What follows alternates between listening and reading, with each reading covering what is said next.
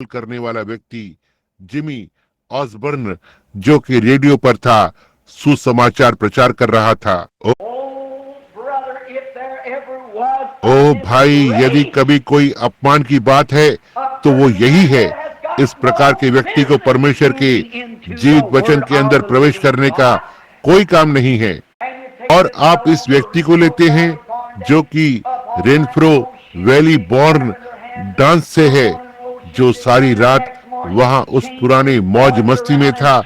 वे तालियों को बजा रहे थे और उसी प्रकार से मौज मस्ती करते ही जा रहे थे, और अगली प्रातः अपनी आवाज को बदल दिया और मसीह की तरह से बात करने लगा।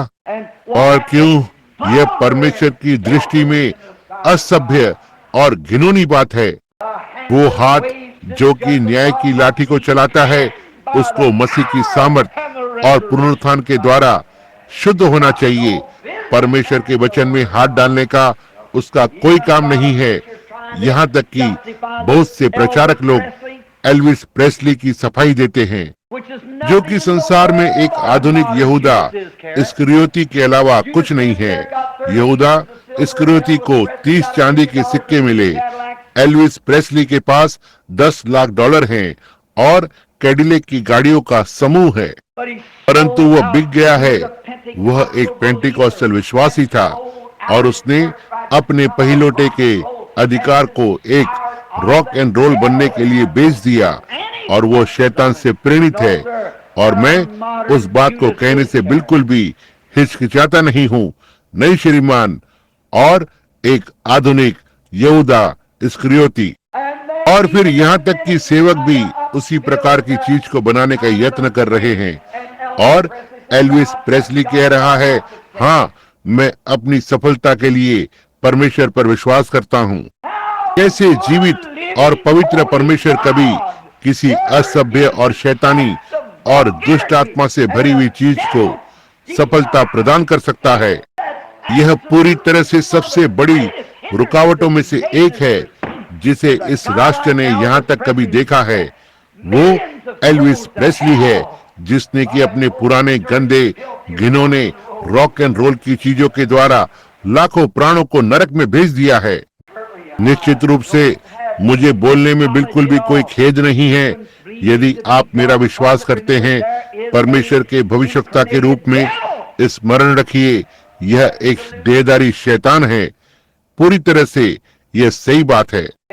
और जिमी ऑसबॉर्न और उन लोगों का परमेश्वर के वचन के साथ कोई काम नहीं है, और न ही उस व्यक्ति का है जो कि परमेश्वर के नाम को व्यर्थ में लेता है, उस जगह लेता है जहां शोर शराबा और उत्सव हो रहा होता है, और उन रॉक एंड रोल में और उसी प्रकार के असभ्य चीजों में लेता है, और फिर किसी भी पुलपिट पर आता है और परमेश्वर के वचन को बोलता है।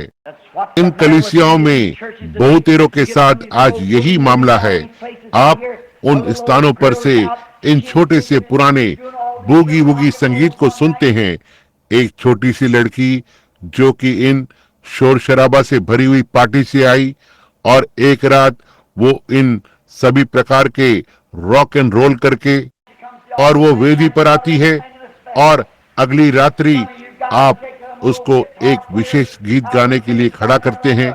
आप में से कुछ लोग उन पुराने गिटार बजाने वालों को उन स्थानों पर से और रात्रि के क्लबों से लेकर आते हैं, और 2 सप्ताह में उसे पुलपिट पर प्रचार करने के लिए खड़ा कर देते हैं। भाई, मैं आपको बताता हूँ, वो इस बात को यहाँ पर कभी भी नहीं कर पाएगा। नहीं, वास्तव में नहीं। उसे अध्ययन करना होगा, अपने आप को परमेश्वर के व्यक्ति के रूप में सिद्ध करना होगा और पता लगाना होगा। हम एक रात्रि में इस प्रकार से कूदकर खड़े हो जाने में विश्वास नहीं करते हैं। यही कारण है कि कलीसिया आज इस स्थिति में है। हमें सत्य की आवश्यकता है। वचन ही सत्य है, ये ठीक बात है। वो हाथ जो कि न्याय की लाठी को घुमाता है, उस हाथ को अवश्य ही साफ होना चाहिए। यह बिल्कुल ठीक बात है।